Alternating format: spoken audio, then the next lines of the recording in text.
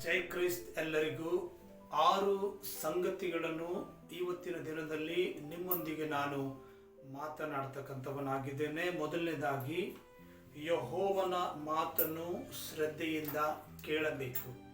ನಮ್ಮ ದೇವರಾದ ಯೆಹೋವನ ಮಾತನ್ನು ಶ್ರದ್ಧೆಯಿಂದ ನಾವು ಕೇಳಬೇಕಂತೇಳಿ ಮೊದಲನೇ ಮಾತು. ಎರಡನೇ ಮಾತು, ನಾವು ನೋಡುವಾಗ ಆತನ ದೃಷ್ಟಿಗೆ ಸರಿ ಬೀಳುವುದನ್ನು ಮಾಡಬೇಕು.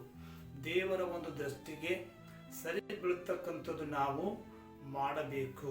ಎರಡನೇದಾಗಿ, ದೇವರ ಒಂದು ದೃಷ್ಟಿಗೆ ಅಥವಾ ದೇವರ ಕಣ್ಣಿಗೆ ಬೀಳ್ತಕ್ಕಂಥದ್ದು ನಾವು ಮಾಡಬೇಕು. ಮೂರನೇದಾಗಿ, ಆತನ ಆಜ್ಞೆಗಳಿಗೆ ನಾವು ವಿಧೇಯರಾಗಬೇಕು. ಮೂರನೇದಾಗಿ, ಯಾವಾಗ ನಾವು ಆತನ ಆಜ್ಞೆಗಳಿಗೆ ವಿಧೇಯರಾಗುತ್ತೇವೋ. ನಾಲ್ಕನೇದಾಗಿ ನಾವು ನೋಡುತ್ತೇವೆ, ಆತನ ಕಟ್ಟಳೆಗಳನ್ನೆಲ್ಲ ಅನುಸರಿಸಿ ನಡೆಯಬೇಕು. ದೇವರ ಒಂದು ಕಟ್ಟಳೆಗಳನ್ನು ಅನುಸರಿಸಿ ನೀವು ಏನು ಮಾಡಬೇಕಂದ್ರೆ ನಡೆಯಬೇಕು. ಐದನೇದಾಗಿ, ಬರಮಾಡಿರ್ತಕ್ಕಂಥ ರೋಗಗಳು ಅಥವಾ ವ್ಯಾಧಿಗಳಲ್ಲಿ ನಿಮಗೆ ಒಂದು ಕೂಡ ನಾನು ನಿಮಗೆ ಏನು ಮಾಡೋದಿಲ್ಲ ಅಂದ್ರೆ ಬರಗುಡುವುದಿಲ್ಲ.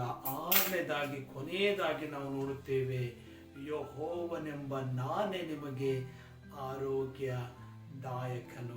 ಆರನೇದಾಗಿ ನಾವು ನೋಡುವಾಗ, ಯೆಹೋವನಾಗಿರ್ತಕ್ಕಂಥ ನಮ್ಮ ದೇವರು ನಮಗೇನಾಗಿದ್ದಾನೆ ಅಂದ್ರೆ ಆರೋಗ್ಯ ಒಂದು ದಾಯಕನಾಗಿದ್ದಾನೆ. ವಿಮೋಚನೆ ಕಾಂಡ 15ನೇ ಅಧ್ಯಾಯ 26ನೇ ವಚನ. ದೇವರು ತಾನೇ ಒಂದು ವಾಕ್ಯದಿಂದ ನಿಮ್ಮೆಲ್ಲರಿಗೆ ಏನು ಮಾಡಲಿ ಅಂದ್ರೆ ಆಶೀರ್ವಾದ ಮಾಡಲಿ.